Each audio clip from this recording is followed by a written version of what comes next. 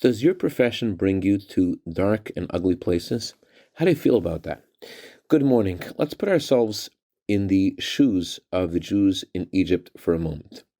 When Moses told the Pharaoh that there was going to be the plague of darkness, he also instructed us to go and ask the Egyptians to borrow their possessions. And this was because God wanted to extract from Egypt not only the physical wealth of Egypt, he also wanted to extract the godly sparks that were in the physical possessions of the Egyptians.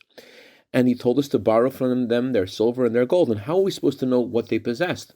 So during this plague, which wasn't just a physical darkness, it was a darkness that was thick so that the Egyptians could not move, we were meant to walk around their homes and look around for their silver and gold so that we could ask them after the plague, hey, could I borrow those items?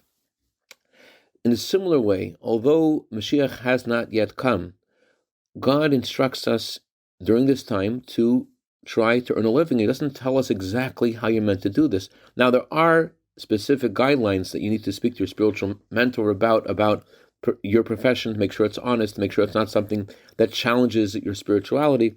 But you may need to go to many dark and ugly places like those Egyptians' homes.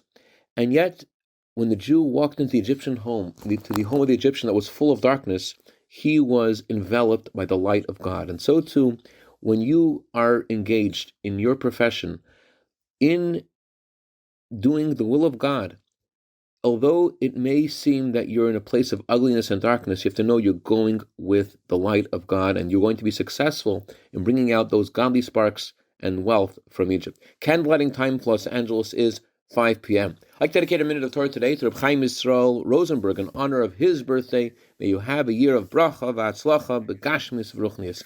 Have a wonderful Shabbat.